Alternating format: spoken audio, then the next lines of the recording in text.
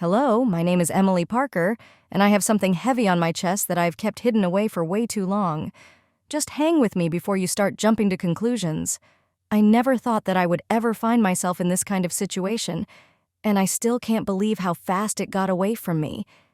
It's a memory that has stuck with me for years, something I was pushed into by my husband that completely changed my life.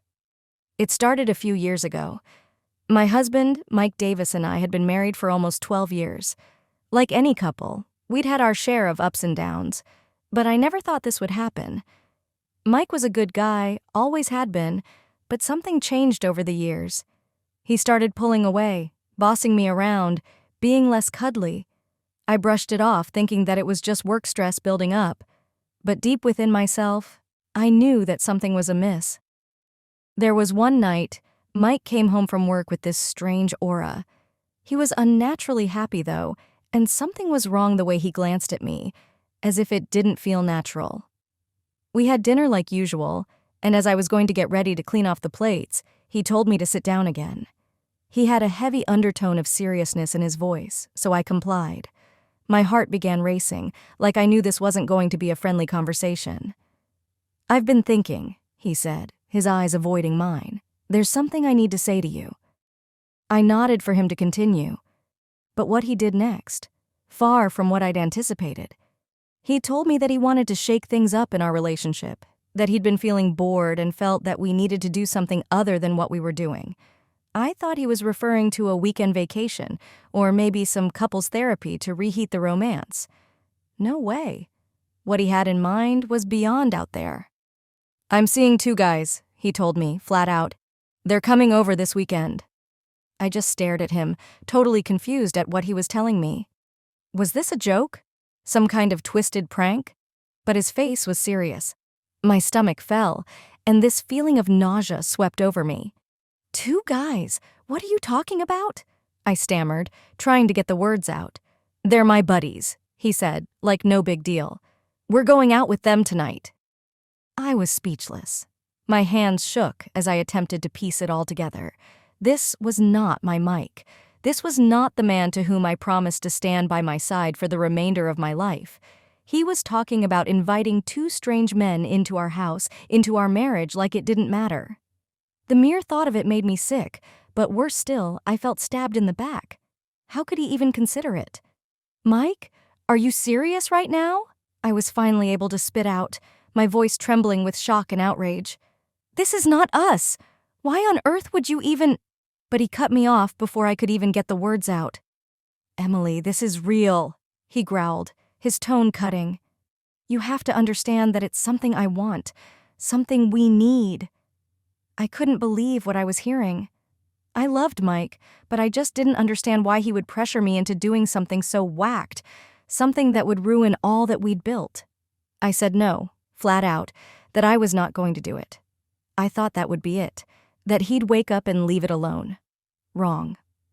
The next few days, Mike grew colder, spoke little to me unless it was in regards to his plan.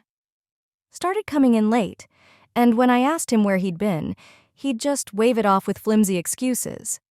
Our talks were strained, and the warmth that once filled our home was now filled with this heavy, choking silence. I was stuck, alone, and utterly lost. How did our wedding turn out like this? By Friday, this reservoir of fear had settled deep inside of me. Mike would not budge, kept saying the meetup was still going to happen, regardless of what I said to him.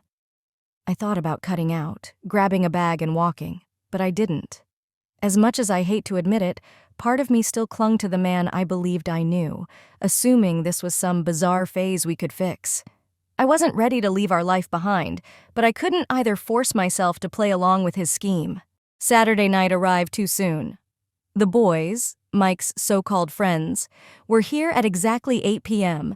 I was seated on the couch, fists knotted in my lap, fighting back tears. I didn't even know their names, and now here they were, sitting in my living room, chatting with my husband like they'd known each other since the dawn of time. There was tension in the air, and I could feel their gaze on me, watching, waiting. I wished to vanish, to dash out the front door and never return. But Mike leaned in beside me, his hand setting down on my knee. "Emily, time," he murmured, I locked up, my brain shrieking at me to leap up and leave there, but my legs wouldn't budge.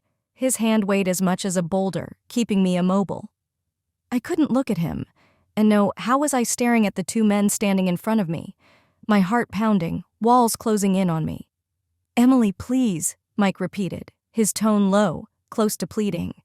There was a sharpness to it that caused me to catch short. It wasn't him alone pushing me. It was like he needed this. For the first time in days, I caught a glimpse of something primal in his eyes. This wasn't some wild idea to him.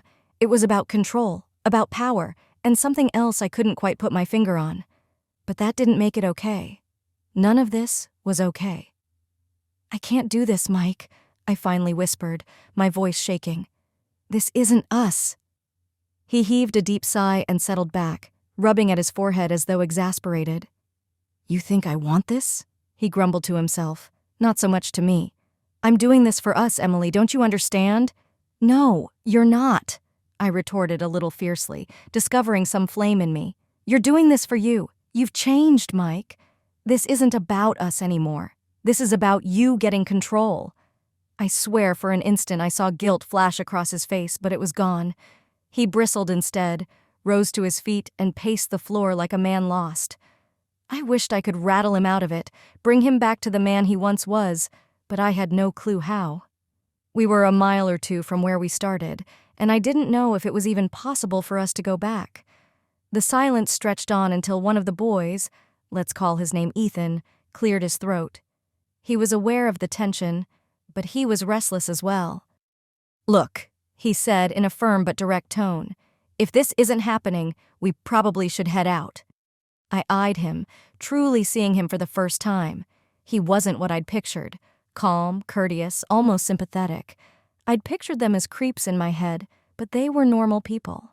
That made everything somehow even more confusing. I didn't want to stick around. I didn't want any part of whatever this was turning into. But the burden of it all, the years I'd spent with Mike, the happy times we'd shared, the small hope that things could still be repaired, kept me pinned to the couch. I was frozen, gagging on my own ambivalence. And then Mike spoke, his voice low but adamant. "Emily, if you leave, it's over." It slapped me in the face. I glared at him, trying to absorb what he'd just said. He'd established limits, and I'd been forced to take a side. Lashes pricked at my eyes, but I blinked them away, not wanting him to see me faltering. "I've given you everything," he went on, his tone cold and level. "I've supported you, loved you, and this one thing is all I'm asking." I stood, legs shaking but firm. "This is not love, Mike," I growled. "This is you attempting to dominate the scene." His eyes sparked with anger, but I was beyond that point. I could not do this. I would not. I walked out of the door, half hoping he would yell or grab for me, but he did not. I merely heard him mumbling to himself, something along the lines of, "You'll wish you hadn't." Maybe I would. Maybe I should not have left. But I knew then I had to get out. I could not allow Mike or anyone else to get me to do something I didn't want to do. A chill night air slapped me in the face when I stepped outside, a bittersweet mix of relief and anguish washing over me.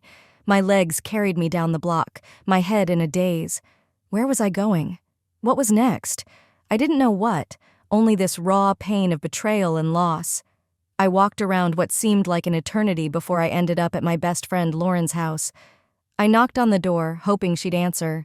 When she opened it and saw the tears running down my face, she didn't say a word, just pulled me into a big hug and swept me inside. I stayed over at Lauren's for a few days, trying to sort through the mess in my head. I was hollow, as if a piece of me had been removed. I wanted Mike, but I knew I couldn't return. The pain was too deep, no fixing it. Occasionally he would call, leaving messages that fluctuated between sorry and mad. He was a roller coaster, and I couldn't keep up. I didn't answer, and after a bit, he gave up. Months passed, and I began piecing together my life, bit by bit. I got a divorce, knowing that our marriage was over. It was the hardest decision I ever made, but it was necessary. I couldn't remain in something where I was being contorted into things I didn't believe in. I still wonder about Mike sometimes. about what might have been if things hadn't gone wrong. Undefined. But I've realized I deserve better. Undefined, I deserve a love that's about trust, respect, and being on the same page, not control and games. This is an artistic and fictional creation intended for both entertainment and educational purposes. Any resemblance to actual people or events is purely coincidental. Some scenes and dialogues in the video are part of a dramatized performance and incorporate elements of grotesque, satire, and exaggeration. The creator stands against discrimination, violence, and hatred. This channel fully complies with YouTube's policies and does not infringe upon copyright laws.